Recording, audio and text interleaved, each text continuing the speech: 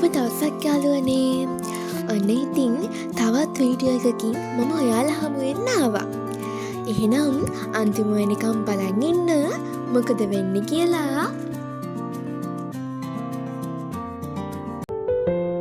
Hi කොහමද යාළුවනේ? මම නම් හදින් ඉන්නවා. ඔයාලත් හදින් ඉන්නවා ඇති කියලා මම හිතනවා. ඇත්තටම කියනවා නම් අද හරිම ෂෝක් දවසක්. මොකද අපි හැමෝම නුවරඑළිය යන්න තමයි හදන්නේ. ඉතින් නුවරඑළිය යනකොට හම්බෙන ලස්සන view point එකක් තමයි මේ තියෙන්නේ. ඉතින් අපි එතනින් නවත්තලා ටිකක් රිෆ්‍රෙෂ් වුණා. මේ ඉන්නේ අප්පච්චි, අම්මා, අක්කා. යාළුවනේ මට කියන්න බැරි වුණානේ. මේක ඇවිල්ලා අපේ අප්පච්චිගේ කම්පැනි ට්‍රිප් එක. අපි දවස් 3ක් නුවරඑළිය ගත කරන්න තමයි හදන්නේ. අපි බලමු ඒ දවස් 3 කොහොමද අපි ගත කරන්න කියලා. අපි ඊට පස්සේ ගියා බණ්ඩාරවෙල මහමෙවුනාට. එතන හිටියා ලස්සන සුදු පාට තාරාපංචු ටික. අනේ එයාලා නම් මාරම ලස්සනයි. අපි මලුත් අරගෙන පඩිත් නැගගෙන ගියා මහමෙවුනාව වදින්න. ඔයාලට කියන්න එතන නම් මාරම ලස්සනයි. ඒ වගේම හරිම නිදහස්. එතන තිබ්බා ලස්සන පාට මල් ගොඩාක්. මහමෙවුනාව වැඳලා අපි ඊට පස්සේ ගියේ ඔයාලා හැමෝම දන්න නයින් රච් බලන්න.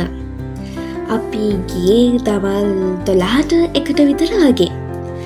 ඒ වෙලාවේ නම් ගොඩාක් සෙනග ඇවිල්ලා හිටියා. ගොඩාක්ම හිටියේ නම් ෆොරිනර්ස්ලා.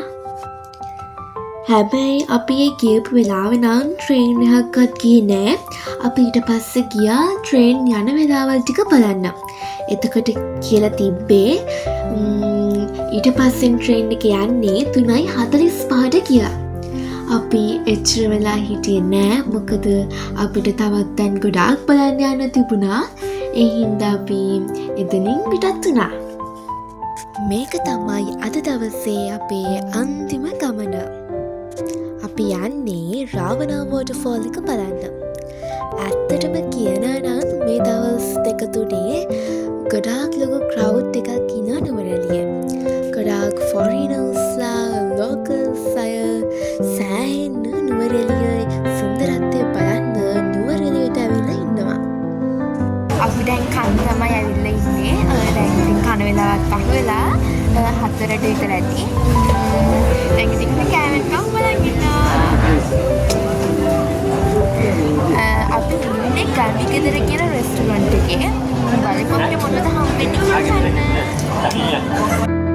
ඔන්න දැන් අපේ කෑම ටික ආවා. ඇත්තටම කියනවා නම් මම පුදුම බඩගින්නක තමයි හිටියේ. මේ කෑම ටික ආවට පස්සේ නම් මට මාරම සතුටුයි. අපි අපේ ලන්ච් එක ගත්තට පස්සේ අපි ගියා අපේ රූම් එකට. මේ තියෙන්නේ අපේ බෙඩ් එක.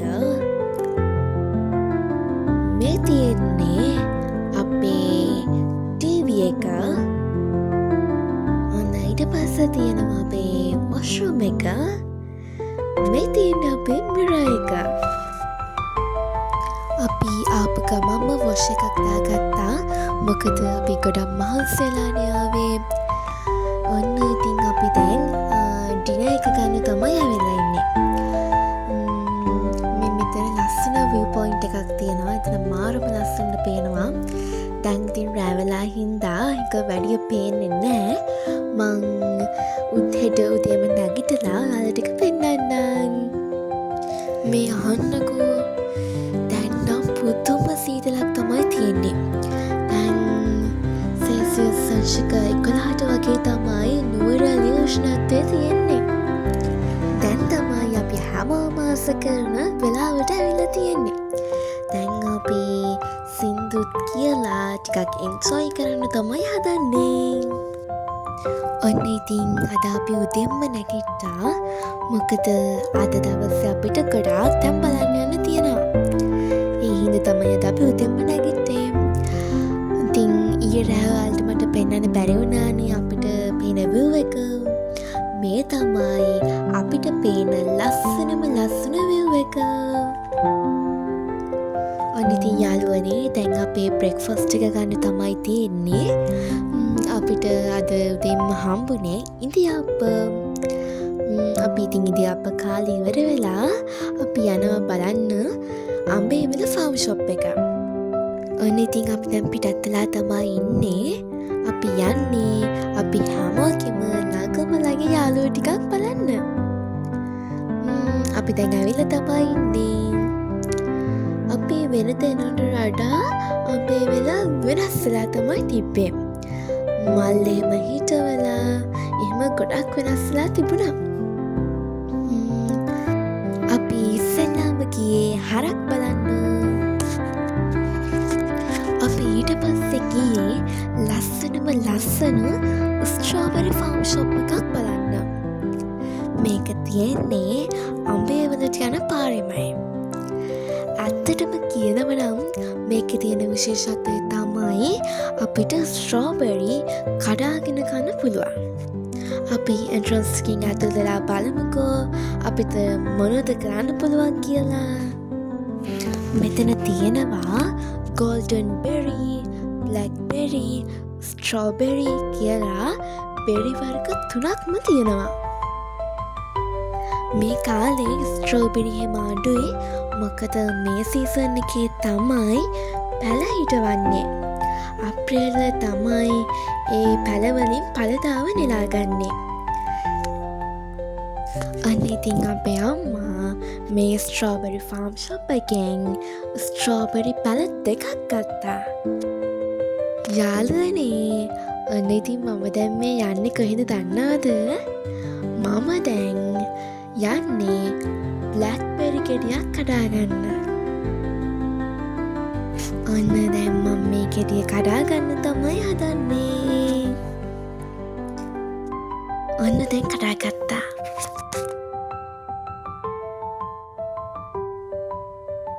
කාලෙම බලමු ඒ ගෙඩිය රසයිද කියලා. එහෙම ලොකු රසකුත් නෑ. අනේ මන්දා. ස්ට්‍රෝබෙරි ෆාම් ෂොප් එකට ගියාට පස්සේ අපි ඊට පස්සේ ආවේ අපේ ලන්ච් එක ගන්න. අපි ලන්ච් එක ගත්තේ ගෙගරි පාක් එක ළඟම තියෙන රෙස්ටොරන්ට් එකේ. අත්තටම කියනවා නම් එතන ඉඳගෙන කණ්ඩවත් බෑ. ඒ තරම් පුදුම සීතලක් තමයි එතන තිබ්බේ. ඔන්න ඉතින් යාළුවනේ දැන් අපි යන්න හදන්නේ සඳ තැන්න මූන් ප්ලේන්ස් කියන්නේ. ඔන්න ඉතින් අද අපි මේ ගමන යන්නේ ජීප් එක. ඇත්තටම කියනවා නම් අපි ගිය පාර ගියාම අපිට එතන හිටගෙනවත් ඉන්න බෑ. ඒ තරම්ම එතන හුලඟ. අපි බලමු මේ පාරත් ඒ විදියටම හුලන් තියනවද නැද්ද කියලා.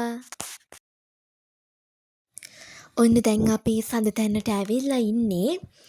ඇත්තටම කියනවා නම් අද එහෙම හුලඟක් නෑ. ඒ වුණාට පුදුම හීතලක් තමයි තියෙන්නේ. අපි වෙන ගිය පාර ආවම නම් වටපිටාව එහෙම හොඳට පෙවුණා. ඒ වුණාට මේ පාර වටපිටාව පේන්නෙත් නෑ. පුදුම මීදුමක් තියෙන්නේ. මෙයාලට පේනවති සුදු පාටට මාර මීදුමක් තියෙන්නේ. මෙන්න මේ ටවර් එක උඩට නැග්ගාම මේ මුළු වටපිටාවම පේනවා. ඒ වුණාට අද නම් පේන්නේ නෑ. මොකද මීදුමෙන් සම්පූර්ණයෙන්ම වැහිලා තමයි තියෙන්නේ. ඔන්න ඉතින් අද දවසේ අන්තිම ගමන තමයි මෙන්න මේක. අපි ඉතින් දැන් මේ ගෙගිරි ලේක් එක වටේ ඇවිදින්න යන්න තමයි හදන්නේ. දැන් වෙලාව හවස 4ට 5ට විතර ඇති. ඉතින් අද රෑ වෙනකම්ම ගෙගිරි පාක් එකේ ගත කරන්න තමයි හිතුවේ.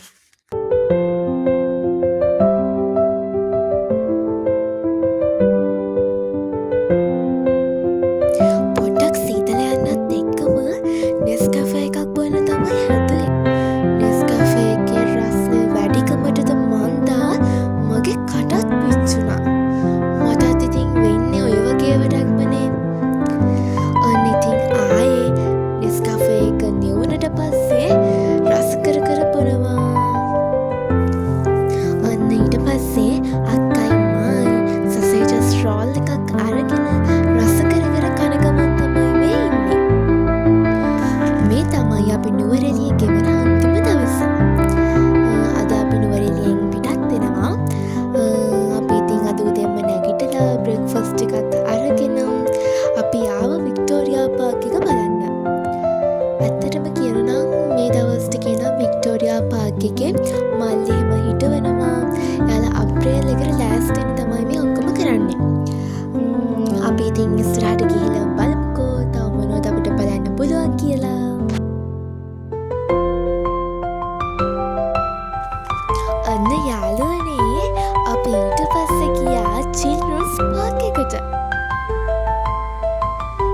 ඉතින් මම ලොකු වීරක්‍රියාවක් කරන්න තමයි මේ හදන්නේ. අපි නුවරඑළියෙන් පිටත් වෙලා එන ගමන් තමයි මේ ඉන්නේ. අපි ආවේ කිතුල්කල පැත්තෙන් එනකොට නාන්න තැන් හම්බෙනවනේ. ඉතින් ඊට පස්සේ අපි කට්ටියම හැදුවේ නාන්න යන්න. හැබැයි මටයි අක්කටයි අප්පච්චිටයි ටිකක් සනීප නෑ වගේ තිබ්බා. ඒ හින්දා අපි තුන්දෙනා අරන් නෑ. හැබැයි අපේ අම්මා නම් නාන්න ගියා. ඇත්තටම කියනවා නම් එතන නම් මාර ලස්සනයි. මටත් නාන්න තිබුණා නම් කියලා හිතුණා. ඒ වුණාට මට හිතුණා එදා නෑවනාක් වැඩි වෙයි කියලා. ඒ හින්දා තමයි නෑවේ නැත්තේ. ඔයාලත් කිතුල්කල පැත්තෙන් එනවනම් අනිවාර්යෙන්ම කිතුල්කලින් නාලා යන්න. ඔන්න එහෙනම්